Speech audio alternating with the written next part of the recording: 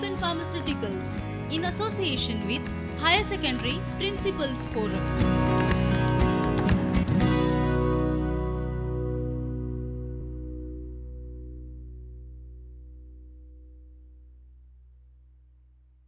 नमस्ते बच्चों, आज मैं आपको 12वीं हिंदी की पाठ्य पुस्तक अभिव्यक्ति भाग 2 में से सदाचार का तावीज़ आपके सामने प्रस्तुत करूंगी। इस पाठ के लेखक हैं हरिशंकर परसाई जी। पाठ को विस्तार से समझने से पहले इस पाठ से संबंधित कुछ बातों को मैं आपके सामने प्रस्तुत करूंगी, जिससे कि आपको पाठ समझने में आसानी हो जाएगी। तो चलिए शुरू करते हैं। सबसे पहले पाठ का शीर्षक सदाचार का तावीज़। सदाचार यानी अच्छा व्यवहार, अच्छा आचरण, और तावीज़ वह वस्तु, वह चीज़ जिसे आमतौर पर हम अपनी भुजा पर, अपने गले में या कलाई में बांध देते हैं, यह सोचकर कि यह तावीज़ हमें बुरी नज़र से हमारा रक्षण करेगा। एक प्रकार से यह हमारे लिए एक रक्षा कवच का काम करता है। आमतौर पर इसे बच्चों के गले में बांधा जाता है या उनकी भुजा पर बांधा जाता है। तो यह है हमारे पाठ का शीर्षक सदाचार का तावीज़। अब हम इस पाठ के जो लेखक हैं हरिशंकर परसाई जी, उनके बारे में जानते हैं। उनका थोड़ा सा जीवन का परिचय हम लेते हैं। हरिशंकर परसाई जी हिंदी साहित्य जगत के महान व्यंग्यकार और प्रसिद्ध लेखकों में से एक थे। उनका जन्म मध्य प्रदेश के होशंगाबाद जनपद के जमीना गांव में 22 अगस्त 1924 को हुआ था। प्रारंभिक शिक्षा उन्होंने मध्य प्रदेश में रहकर ही पूर्ण की। इसके उपरांत उन्होंने नागपुर विश्वविद्यालय से एमए की डिग्री को प्राप्त किया। जब वो 18 वर्ष तक पहुँचे, उन्होंने काम करना शुरू कर दिया। वन विभाग में उन्होंने काम करना शुरू कर दिया। इसी के साथ उन्होंने 1942 से 1947 तक उन्होंने अध्यापन कार्य भी किया था। साथ ही साथ वो लेखन कार्य भी करते रहे, लेकिन वन विभाग की नौकरी उन्हें जची नहीं, उन्होंने उसे छोड़ दिया। उसके उपरांत वो अध्यापन और लेखन कार्य साथ साथ करते रहे, लेकिन यहाँ पर भी उन्होंने पाया कि अध्यापन और लेखन कार्य एक साथ साथ नहीं हो पा रहा है। तो उन्होंने अध्यापन कार्य से भी छुट्टी ले ली और अपना पूरा ध्यान जो है वो लेखन कार्य में उन्होंने लगाया। लेखन कार्य में उन्होंने बहुत सारे रचनाओं को लिखा है। यहाँ पर मैं आपके लिए कुछ पढ़ रही हूँ। उनकी प्रमुख जो रचनाएं हैं उसमें से उपन्यास है तट की खोज, ज्वाला और जल, रानी नागफनी की कहानी, संस्मरण है, तिरछी रेखाएं, कहानी संग्रह है उन्होंने लिखे हैं, भोलाराम का जीव, हंसते हैं रोते हैं, जैसे उनके दिन फिरे, लेख संग्रह है, वैष्णव की फिसलन, काग बगोड़ा, आवारा भीड़ के खतरे, तब की बात और थी, भूत के पांव पीछे, अपनी अपनी बीमारी, बेईमानी की परत, प्रेमचंद के फटे जूते, ऐसा भी सोचा जाता है, माटी कहे कुमार से, शिकायत मुझे भी है, विकलांग श्रद्धा का दौर, तुलसीदास, चंदन घिसे, हम एक उम्र से वाकिफ हैं, सदाचार का तावीज़। इन रचनाओं में विकलांग श्रद्धा का दौर, उनकी ये जो रचना है, इस रचना के लिए उन्हें साहित्य अकादमी का पुरस्कार भी प्राप्त हो चुका है। मुख्यतः हरिशंकर परसाई जी व्यंग्य लेखक हैं। वो पहले रचनाकार हैं जिन्होंने व्यंग्य को एक विधा के रूप में हिंदी साहित्य में स्थापित किया और उसे मनोरंजन की पुरानी एवं परंपरागत परिधि से बाहर निकालकर जन कल्याण के लिए, समाज कल्याण के लिए उपयोग में लाया। अब बच्चों, हम जानते हैं व्यंग्य क्या होता है, उसे हम सबसे पहले उसे जानते हैं। व्यंग्य वह साहित्य की विधा है, वह रचना है, वह माध्यम है जिससे रचनाकार या व्यंग लेखक, व्यंगकार जीवन की विसंगतियों, कुरूपताओं, जीवन की खोखलापन, पाखंड को दुनिया के सामने, समाज के सामने उजागर करता है।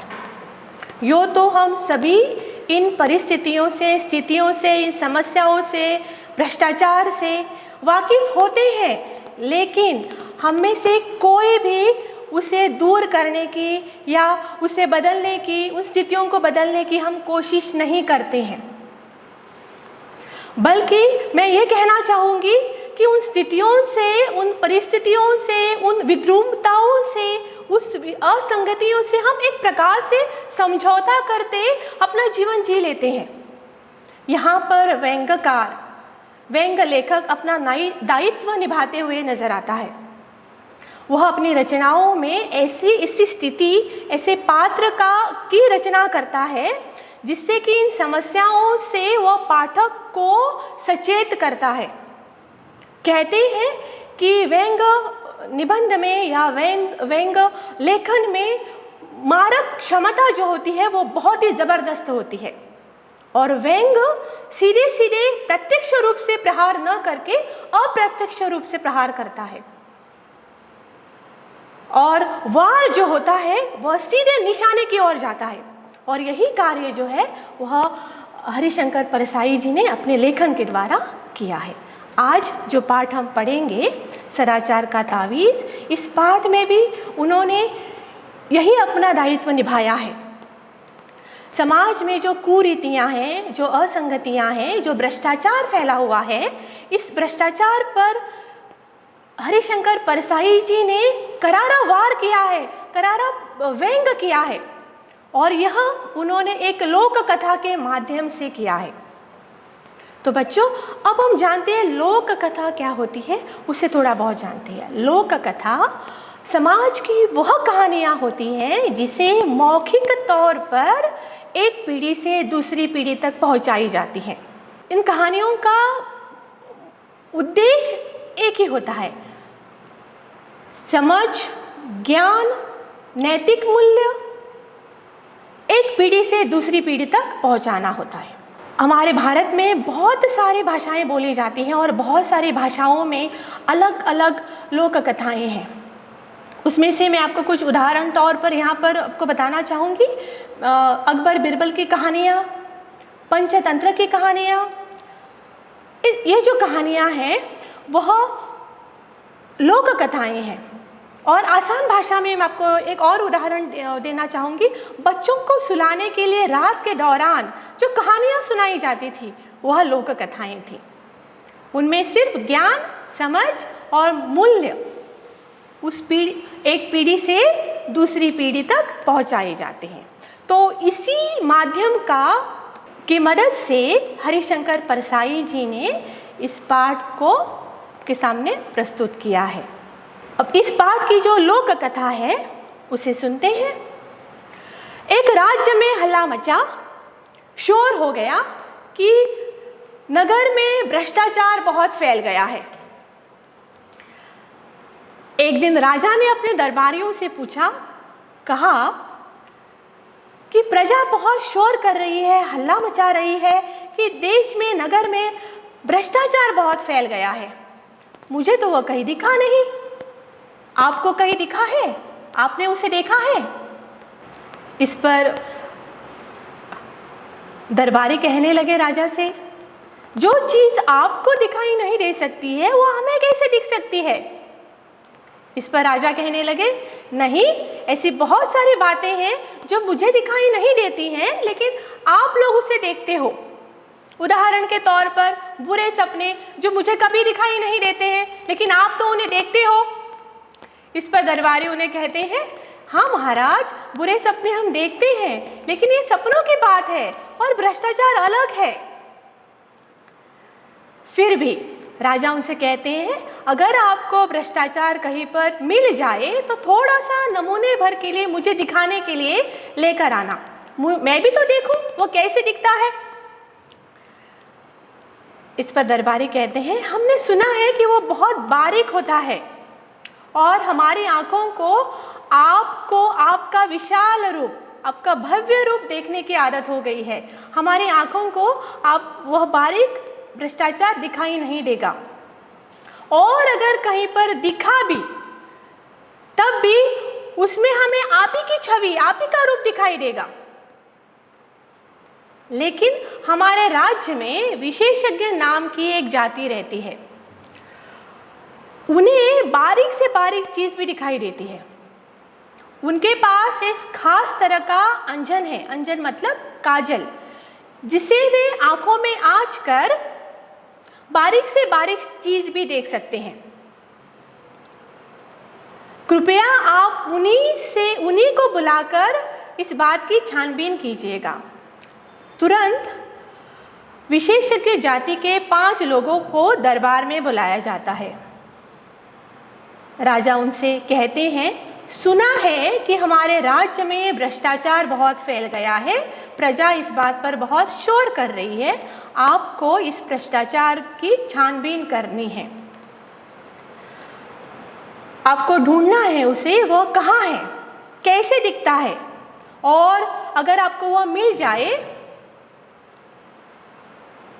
तो मुझे नमूने के लिए थोड़ा सा दिखाने के लिए जरूर लाइएगा। मुझे भी देखना है कि वह भ्रष्टाचार होता कैसे है। विशेषज्ञ उसी दिन से छानबीन शुरू कर देते हैं और 2 महीने के बाद दोबारा अपने दरबार में हाजिर हो जाते हैं। राजा उनसे पूछते हैं, आपकी छानबीन पूरी हो गई? विशेषज्ञ कहते हैं, हाँ। क्या आपको भ्रष्टाचार मिला? हाँ, बहुत सारा मिला। लाइए मेरी हथेली पर थोड़ा सा रख दीजिएगा, मुझे भी देखना है वो कैसे दिखता है। विशेषज्ञ कहते हैं, नहीं महाराज, वो हाथ की पकड़ में नहीं आ सकता है, वह स्थूल नहीं, सूक्ष्म है। स्थूल यानी मोटे आकार का, सूक्ष्म यानी बहुत ही बारीक, जिसे हम आसानी से आंखों से नहीं देख सकते हैं। वह सूक्ष्म है, वह अगोचर है, वह इस दुनिया से परे है, वह सर्वव्याप्त है, सर्वत्र व्याप्त है। उसे आप आंखों से देख नहीं सकते हैं, उसे सिर्फ महसूस किया जा सकता है। यह सुनने के बाद राजा सोच में पड़ जाते हैं। विशेषज्ञों, आप कहते हो भ्रष्टाचार सूक्ष्म है, वह अगोचर है, वह सर्वत्र व्याप्त है, उसे आप देख नहीं सकते हो, उसे आप महसूस कर सकते हो, ये सारे गुण तो ईश्वर के हैं, तो क्या भ्रष्टाचार ईश्वर है? विशेषज्ञ कहते हैं, हाँ महाराज, आजकल भ्रष्टाचार ईश्वर हो गया है, वह सर्वत्र व्याप्त है, वह आपके राजमहल में है, वह आपके सिंहासन में है। यह सुनने के बाद राजा एकदम से चौंक जाते हैं, डर जाते हैं और अपने सिंहासन से दूर हटकर खड़े हो जाते हैं। तब विशेषज्ञ उन्हें समझाते हैं, महाराज, आपके सिंहासन को पिछले साल रंग करने के लिए जिस बिल का भुगतान किया गया था, वह बिल असल में झूठा है, वह दुगुने दाम का है। आधा पैसा बीच वाले खा गए। इसी तरह आपके पूरे शासन में भ्रष्टाचार फैला हुआ है और वह मुख्यतः घूस के रूप में है। यह सुनने के बाद राजा बहुत ही दुखी हो जाते हैं और दरबारियों के कान खड़े हो जाते हैं। कान खड़े होना मतलब सावधान होना, चौकन ना होना। राजा बहुत दुखी हृदय से कहते हैं, विशेषज्ञों, मैं इस भ्रष्टाचार को अपने राज्य से पूरी तरीके से मिटाना चाहता हूं। आपके पास कोई इसे मिटाने के लिए, इसे खत्म करने के लिए कोई उपाय है? विशेषज्ञ तुरंत कहते हैं, हाँ महाराज, हमने इसकी भी योजना बनाई है।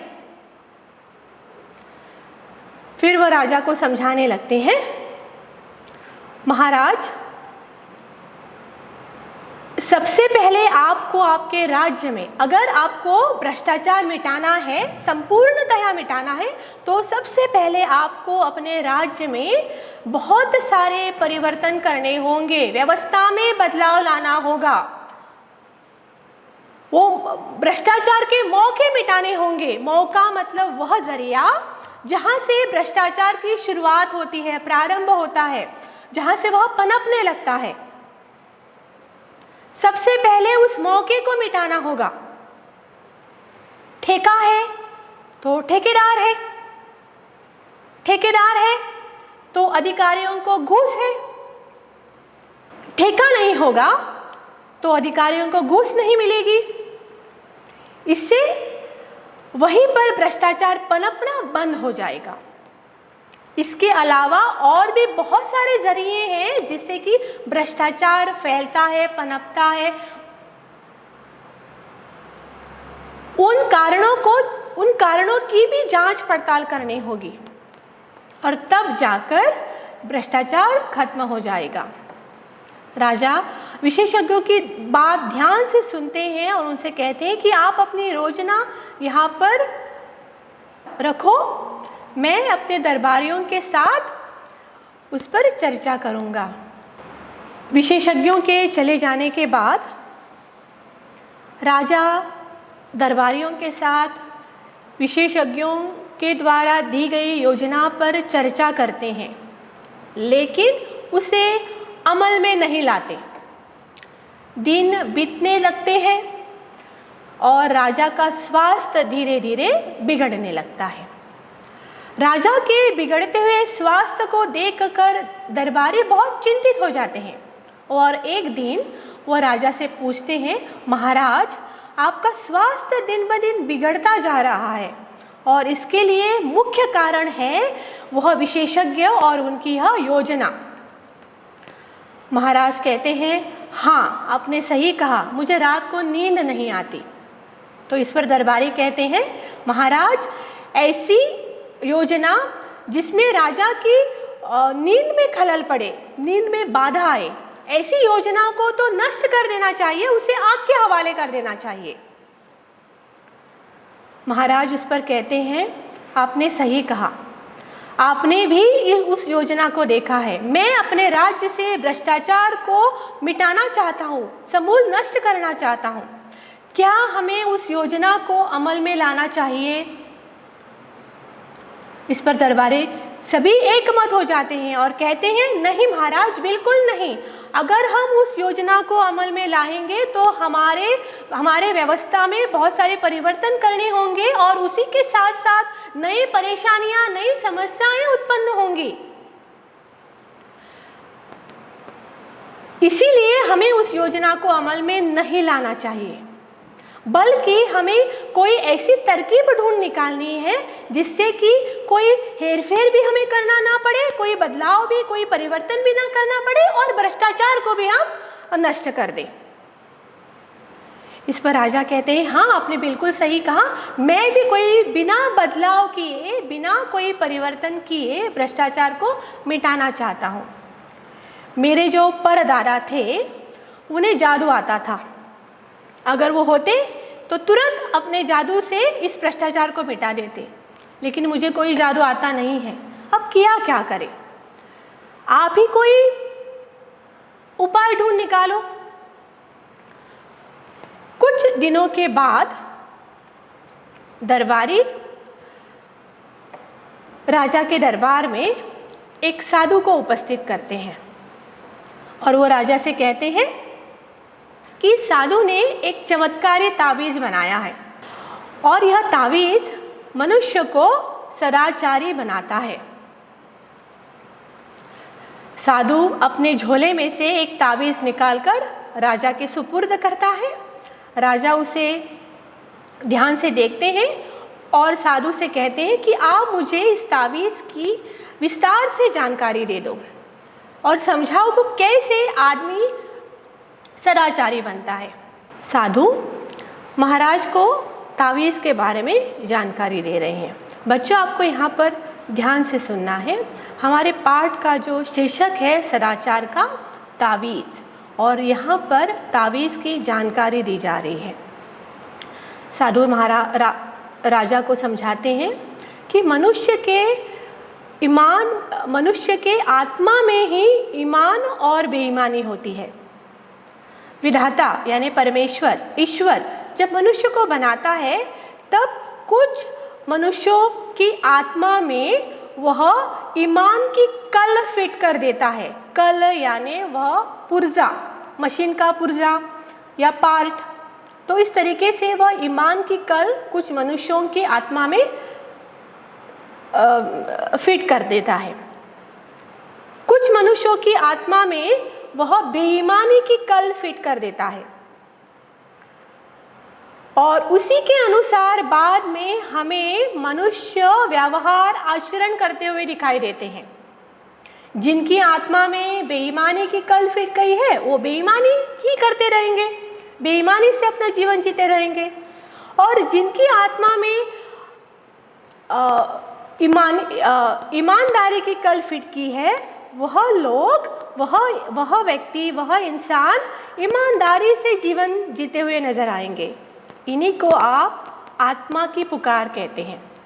तो सबसे बड़ा सवाल था साधु महाराज के सामने कि जो लोग बेईमानी से जीवन जीते हैं उन्हें ईमानदार कैसे बनाया जाए। तो इस सवाल को लेकर उन्होंने कई सालों तक विचार किया, तपस्या की, साधना की और तब जाकर उन्होंने यह तावीज़ बनाया। यह तावीज़ मनुष्य को, मानव को ईमानदारी की ओर प्रेरित करता है। इसे पहनने के बाद इंसान, मनुष्य ईमानदारी से आचरण करता है। जिसकी भुजा पर यह बंधा होगा उसकी भुजा से, इस तावीज़ में से ईमानदारी के स्वर निकल आएंगे। जो इंसान बेईमानी करता है उस बेईमानी के स्वर यह तावीज़ दबाकर,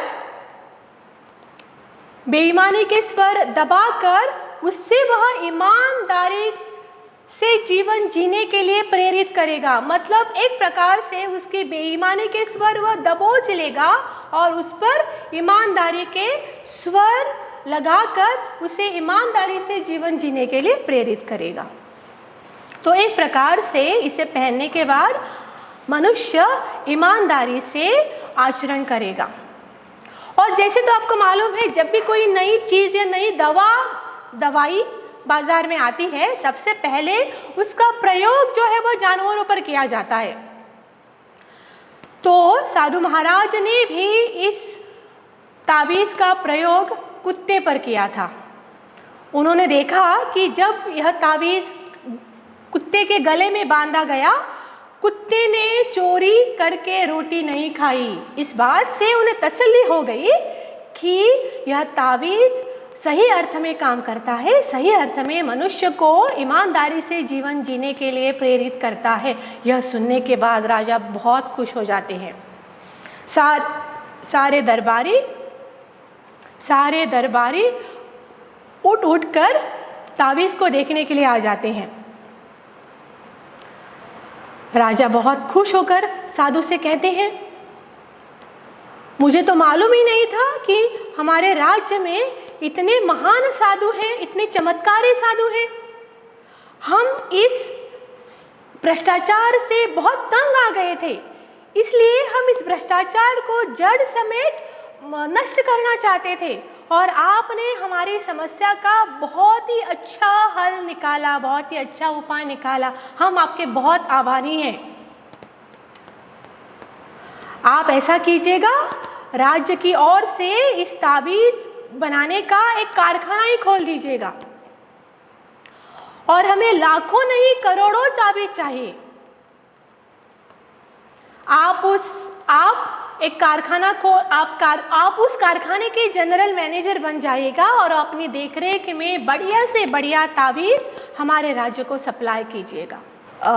इस पर दरबारी थोड़े बहुत नाराज हो जाते हैं और राजा से कहते हैं, महाराज, तावीज़ बनाने का झंझट राज्य क्यों अपने ऊपर ले ले? इससे बेहतर है कि तावीज़ बनाने का ठेका हम साधु महाराज को ही दे देते हैं। उन्हें अपनी मंडली के मदद से कारखाना खोल देने दीजिएगा और बढ़िया से बढ़िया तावीज़ बनाकर हमारे राज्य को सप्लाई करने दीजिएगा। इस बात से राजा जो है वो सहमत हो जाते हैं और तुरंत सारू महाराज को 5 करोड़ रुपए पेशगी के तौर पर कारखाना खोलने के लिए दिए जाते हैं। अगले दिन राज्य के अखबार में खबर छपती है, सदाचार के तावीज की खोज। सभी बहुत खुश हो जाते हैं। राजा दरबारी बहुत खुश हैं क्योंकि उनके समस्या का बहुत ही अच्छा हल निकल आया होता है।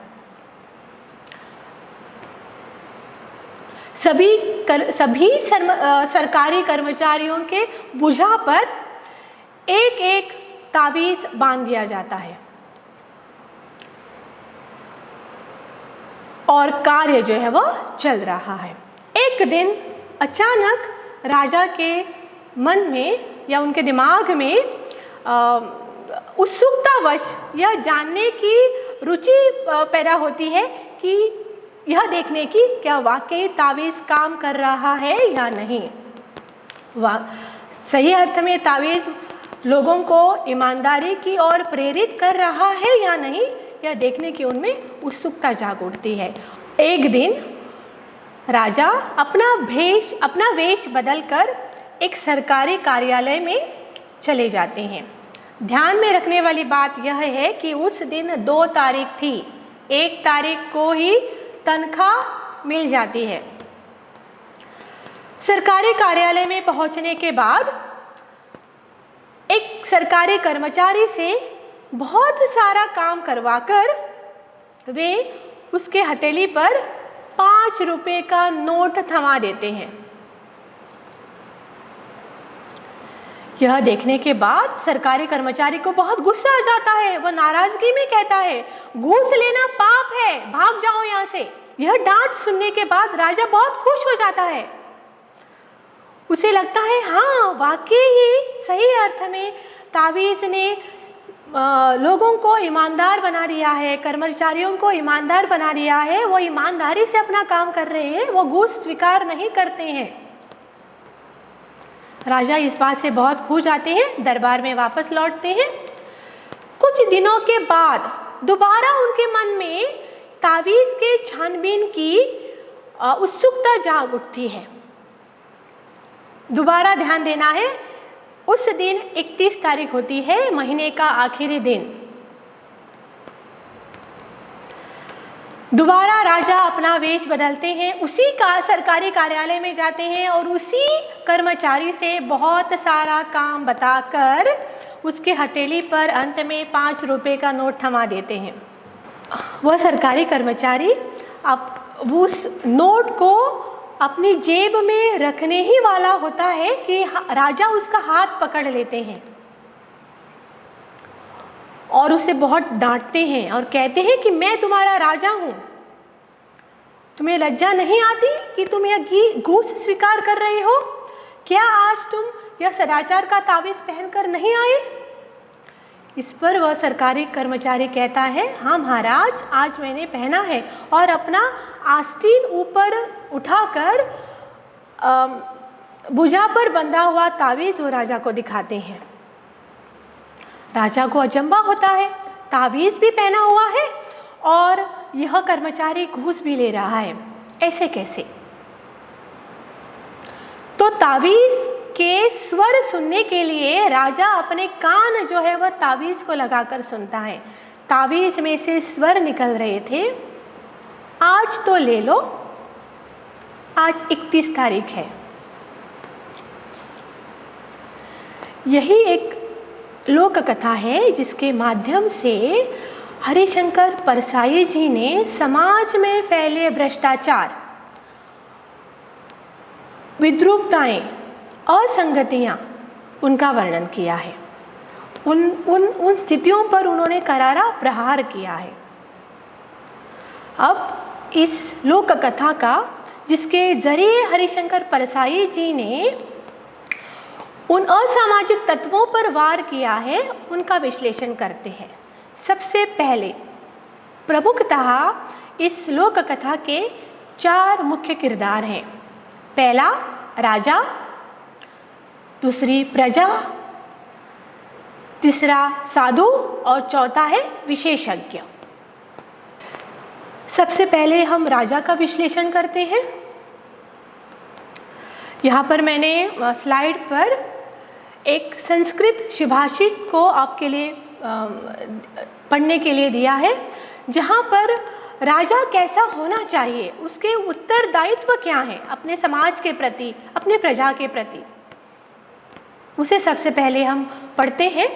प्रजा सुखे सुखम राज्ञम, प्रजा नातो हिते हितम, नात्म प्रियम हितम राज्ञम, प्रजा नातो प्रिय हितम।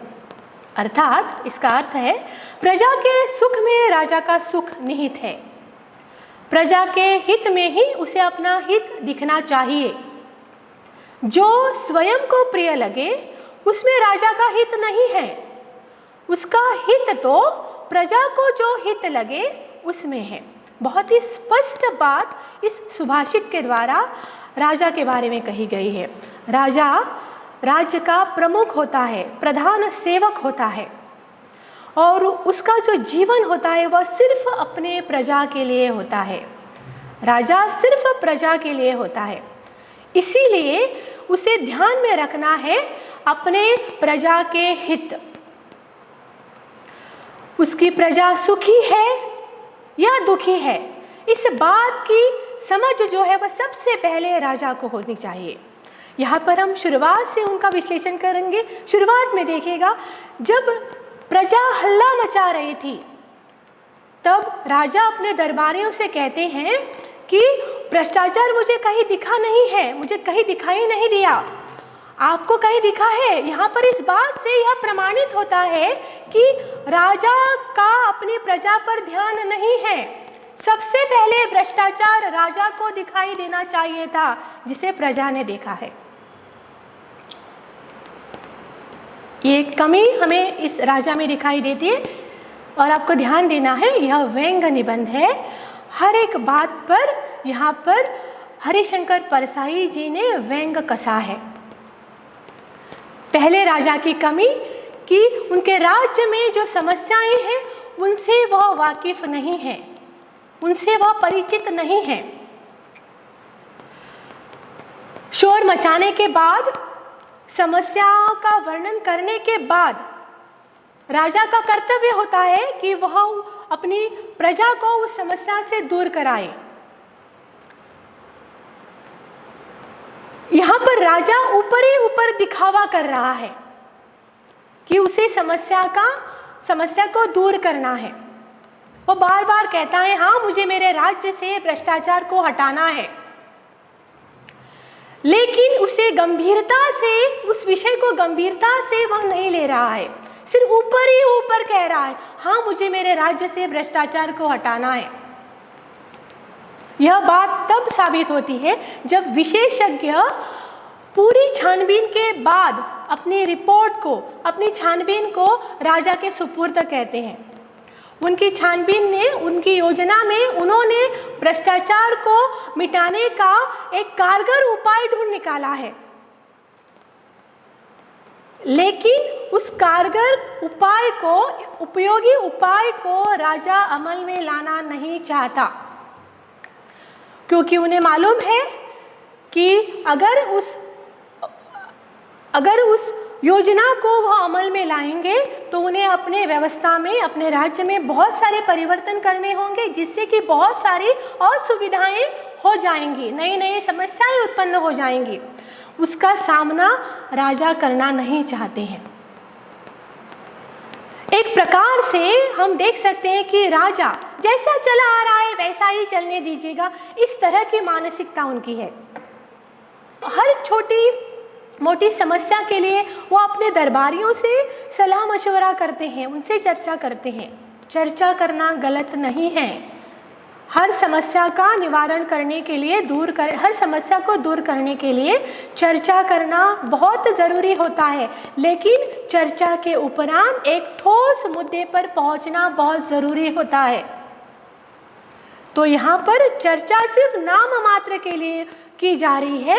जो योजना उन्हें अमल में लानी चाहिए उसे वह अमल में नहीं लाना चाहते, क्योंकि समस्याओं का सामना करना उनके बस की बात नहीं है।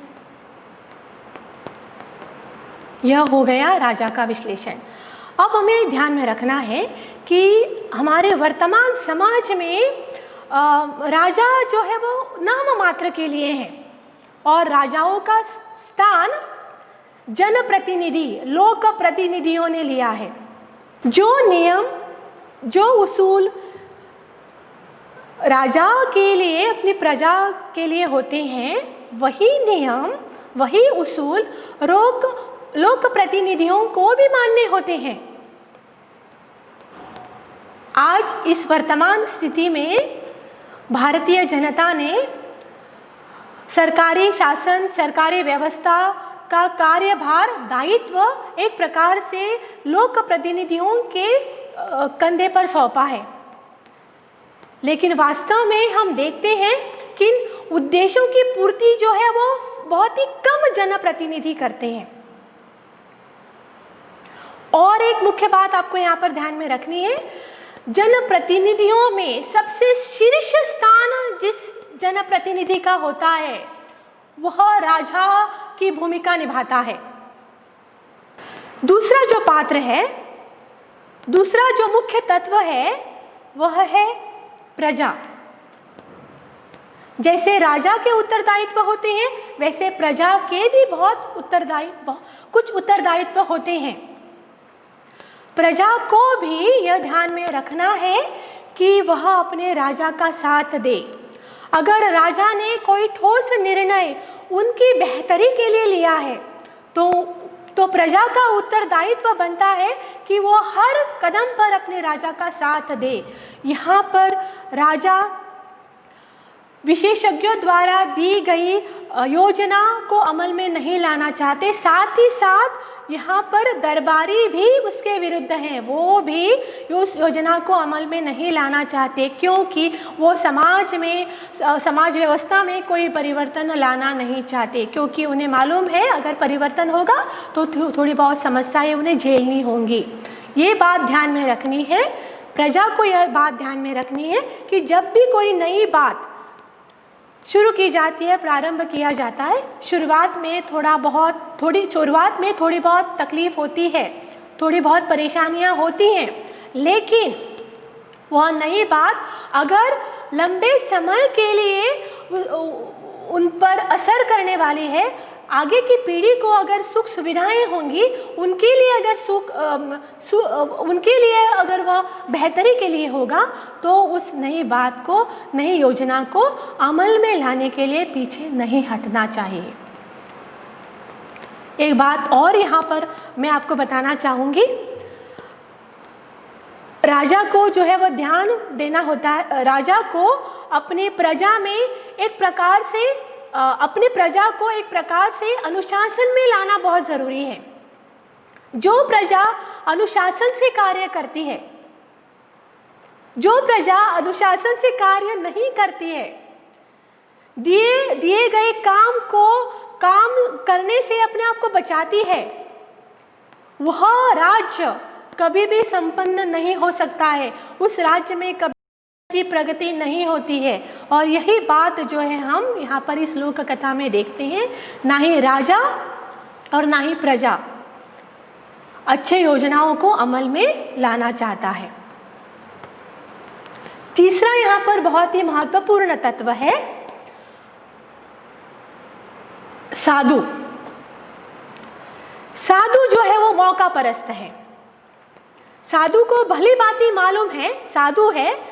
आमतौर पर हिंदू धर्म में साधुओं को आस्था से देखा जाता है, उन्हें वंदनीय माना जाता है, तो इसी बात का वो यहाँ पर फायदा उठाते हुए दिखाई दे रहे हैं। सभी भारतीय जनता भ्रष्टाचार को जड़ समेत नष्ट करना चाहती है और इसी का फायदा साधु महाराज ने उठाया है। उन्होंने सोचा अगर मैं इस समस्या के लिए कोई समाधान दे दूं या कोई दवाई की खोज निकालूं तो कुछ समय के लिए क्यों ना हो जनता उस पर ध्यान देगी।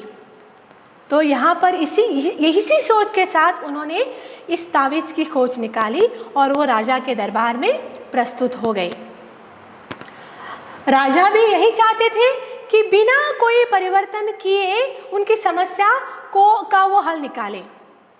तो राजा और साधु दोनों की मिली भगत से सदाचार दोनों की मिली भगत से तावीज़ का कारखाना खोल दिया जाता है। साधु को भली भांति मालूम है कि अगर वे इस तरह की उपाय या दवाई की खोज करेंगे तो उन्हें सरकार के द्वारा बड़ी मोटी रकम जो है वह इनाम स्वरूप मिल जाएगी। और जैसे कि आपने देखा है, बिना सोच विचार किए राजा साधु को 5 करोड़ रुपए कारखाना खोलने के लिए दे देते हैं, बिना सोचे समझे कि वाकई इतनी बड़ी मोटी रकम वही सही मायनों में उपयोग में लाई जा सकेगी या नहीं। तो साधु महाराज ने समाज में फैले भ्रष्टाचार का बहुत ही अच्छा मौका उठाया और यहाँ पर उसने सबसे ज़्यादा फायदा जो है वह अपने हित के लिए किया है। तो यहाँ पर आपको ध्यान देना होगा, हमारे समाज में भी ऐसे बहुत सारे लोग होते हैं जो मौका परस्त होते हैं, मौके का फायदा वो अपने भलाई के लिए करते हैं। तो इस पर भी हरिशंकर परसाई जी ने व्यंग किया है। और चौथे बहुत ही महत्वपूर्ण पात्र हैं इस लोक कथा के, इस पाठ के, वह है विशेषज्ञ जाति। पूरे पाठ में आप ध्यान दोगे कि विशेषज्ञ ही ऐसे लोग हैं जो पूरी ईमानदारी से कार्य कर रहे हैं। जब उन्हें भ्रष्टाचार की छानबीन करने की जिम्मेदारी सौंपी जाती है, वो पूरी ईमानदारी से उसकी छानबीन करते हैं। जो बातें राजा के भी नज़र में नहीं आई थी, उन बातों पर भी वो ध्यान दे रहे हैं। उदाहरण के तौर पर सिंहासन को रंग लगाने के लिए जिस बिल का भुगतान किया था, उस बिल में उन्होंने भ्रष्टाचार पाया, जबकि वह सिंहासन जो है वह राजा का है। सबसे पहले राजा को इसकी जानकारी होनी चाहिए थी, लेकिन राजा इस बात से अनभिज्ञ है। इस बात की जानकारी, इस बात का पता जो है वह विशेषज्ञों ने लगाया। शुरुआत से अंत तक आप देखोगे पूरी ईमानदारी से उन्होंने कार्य किया है। पूरी ईमानदारी से उन्होंने हर एक बारीकियों को परखा है, कहाँ पर किस तरीके से भ्रष्टाचार वो जो फैलता है, इसकी जानकारी उन्होंने इकट्ठा की है। सिर्फ जानकारी इकट्ठा नहीं की है, बल्कि उस समस्या से कैसे हम छुटकारा पाएं, उस समस्या का समाधान भी उन्होंने निकाला है। हाँ, उन्होंने बताया कि हमें भ्रष्टाचार को अगर खत्म करना है तो उस मौके को, उस जरियों को ही हमें खत्म करना होगा, उस जरियों को ही हमें बंद करना होगा जहाँ से भ्रष्टाचार शुरू होता है, पनपता है। तो ये जो उनकी छानबीन थी वो वाकई बहुत ही अच्छी थी। और अगर राजा उनकी योजना को अमल में लाते तो सही अर्थ में भ्रष्टाचार को अपने राज्य से मिटाने में, नष्ट करने में वो सफल हो जाते। राजा में दूरदृष्टि, साथ ही साथ निर्णय लेने की क्षमता की कमी यहाँ पर दिखाई दी है, जिसकी वजह से समाज में या राज्य में फैला हुआ भ्रष्टाचार को मिटाने में वो असफल रहे। आपको पाठ के जो अंतिम जो दृश्य हैं उस पर मैं आपका ध्यान यहाँ पर देना चाहूँगी कि भ्रष्टाचार को मिटाया कैसे जा सकता है। इसकी योजना या इसका उपाय जो है स्वयं खुद हरिशंकर परसाई जी ने दिया है। तावीज़ की छानबीन करने के लिए तावीज़ असल में काम कर रहा या नहीं, यह देखने के लिए राजा अपना वेश बदल कर सरकारी कार्यालय में जाते हैं। ध्यान देने की बात है कि उस दिन 2 तारीख थी। एक दिन पहले ही कर्मचारियों को तनख्वाह मिली थी, उनकी जेबें पैसों से भरी हुई थी और इसीलिए जब राजा द्वारा उसे घूस के तौर पर, रिश्वत के तौर पर 5 रुपए का नोट दिया जाता है, वह कर्मचारी उसे लेने से इनकार करता है। इससे यही बात स्पष्ट होती है कि कर्मचारी संतुष्ट था, उसकी सारी इच्छाएं पूरी हो चुकी थी, इसीलिए उसमें लालच नहीं था, इसीलिए उसने वह 5 रुपए का नोट जो रिश्वत के तौर पर उसे दिया जा रहा था, उससे लेने से उन्हें इनकार कर दिया। तो मैं कहना चाहूंगी यहाँ पर कि अगर मनुष्य में लालच नहीं है और पाने की अगर इच्छा नहीं है, भ्रष्टाचार वहीं पर खत्म हो सकता है। अगली बात, दूसरी बार जब राजा दोबारा उसी कार्यालय में 31 तारीख को जाते हैं, तारीख आपको ध्यान में रखनी है, 31 तारीख होती है जब दोबारा राजा उसी कार्यालय में उसी कर्मचारी के पास जाते हैं और उससे बहुत सारा काम निकालकर 5 रुपए की नोट रिश्वत के तौर पर, घूस के तौर पर उसके हथेली पर थमाते हैं। तब वह कर्मचारी तुरंत उस नोट को अपनी जेब में रखने की कोशिश करता है। यहाँ पर आपको ध्यान देनी है, 31 तारीख है, महीने का आखिरी दिन है और अगले दिन 1 तारीख को आपको तनख्वाह मिलेगी। मेरा आपसे सवाल है, क्या एक दिन के लिए यह कर्मचारी